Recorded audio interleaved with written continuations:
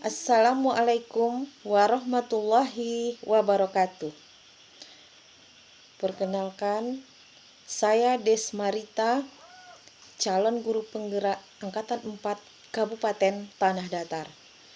Pada kesempatan ini, saya akan menyampaikan refleksi kritis pemikiran Ki Hajar Dewantara.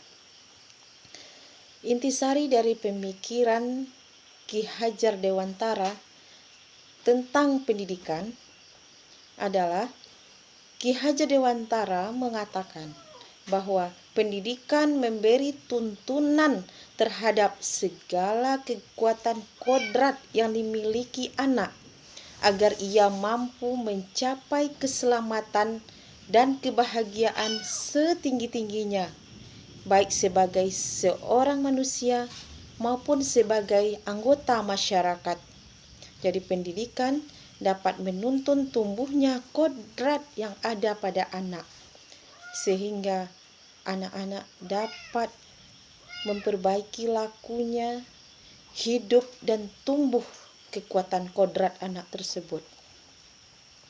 Di sini Ki Hajar Dewantara mengibaratkan guru sebagai seorang petani atau tukang kebun yang akan menjaga, merawat, mengupayakan yang terbaik agar tanaman dapat tumbuh subur dan berhasil.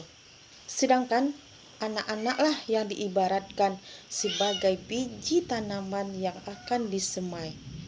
Jadi, tugas Pak Tani mengupayakan dengan berbagai metode agar tanaman tersebut dapat tumbuh dan berkembang sempurna. Kemudian dasar pendidikan anak berkaitan dengan kodrat alam dan kodrat zaman. Kodrat alam berkaitan dengan lingkungan di mana anak berada.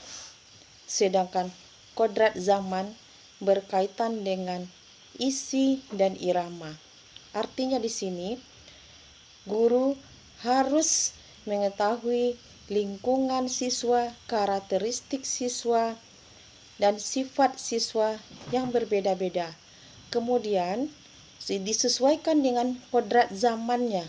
Jadi guru harus membekali peserta didik dengan berbagai macam keterampilan yang akan berguna untuk anak-anak sebagai bekal mereka menghadapi kehidupan dan tentunya agar anak memiliki budi pekerti yang baik. Misalnya pada saat sekarang ini keterampilan yang diperlukan pada zaman sekarang adalah keterampilan abad 21. Namun dalam mengikuti perkembangan zaman tersebut, guru juga tidak hanya asal meniru, tetapi juga harus diselaraskan atau harus disesuaikan dengan kondisi lingkungan setempat misalnya, atau disesuaikan dengan kodrat anak tersebut. Selanjutnya yang kedua, proses pembelajaran yang mencerminkan pemikiran Ki Hajar Dewantara. Nah, kita harus menyadari bahwa setiap anak memiliki karakteristik yang berbeda-beda. Misalnya, mereka memiliki hobi yang berbeda, kegemaran yang berbeda, sifat yang berbeda. Intinya, mereka memiliki kecerdasan yang majemuk.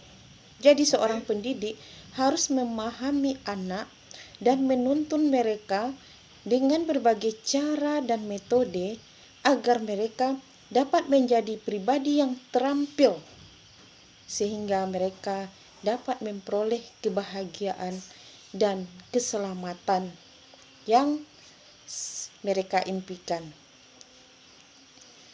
Kemudian apa yang dilakukan agar proses pembelajaran yang mencerminkan pemikiran Ki Hajar Dewantara dapat terwujud? Nah, Pertama, dalam pembelajaran, guru harus menempatkan dirinya pada posisi sebagai murid. Jadi ketika seorang guru mengajar, jangan mereka memposisikan sebagai guru, tetapi mereka dapat merasakan seandainya saya sebagai murid, pembelajaran seperti ini yang saya lakukan. Nah, apakah dengan pembelajaran seperti ini anak akan mengerti, atau anak akan senang, atau malah sebaliknya, anak akan membosankan bagi anak, atau tidak menarik bagi anak. Jadi kalau kita memposisikan diri kita sebagai murid, kita akan menyadari bahwa ini rupanya kurang bagus untuk anak. Ini seperti ini tidak menarik untuk anak. Jadi dengan demikian, kita bisa terus melakukan refleksi dan inovasi terhadap pembelajaran yang kita lakukan. Kemudian kita juga harus menghargai anak dan memperlakukan mereka dengan sebaik-baiknya. Seperti istilah yang dipakai oleh Ki Hajar Dewantara, yaitu menghamba pada anak. Jadi, bagaimana seseorang yang menghamba, tentunya betul-betul mengabdikan dirinya dengan sepenuh hati kepada anak didiknya, agar mereka dapat berhasil memiliki kecerdasan, keterampilan, budi pekerti, dan akhlak mulia seperti yang dicita-citakan. Kemudian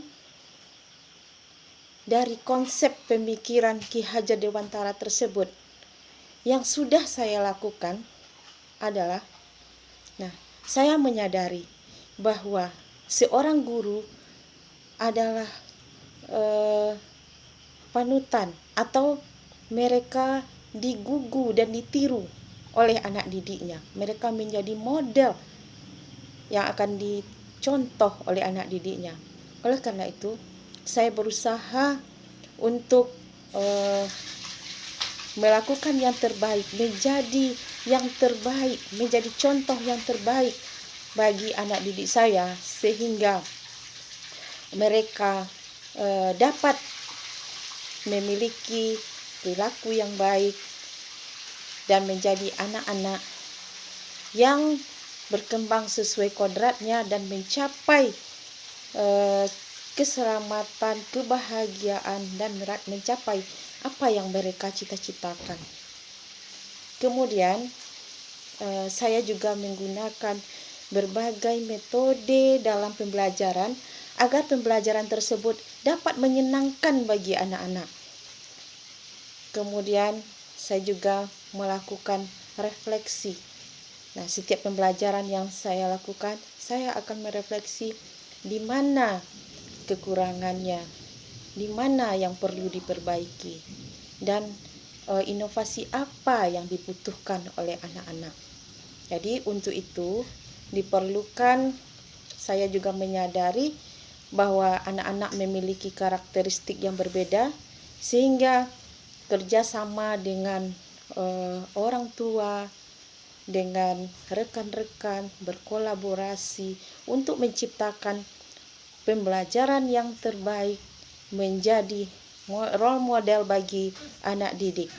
Kemudian bisa juga menjadi sesuai yang disampaikan oleh Ki Hajar Dewantara, yaitu Ingarso Sung Tulodo, Ing Madiu Mangunkarso, Tut Wuri Handayani.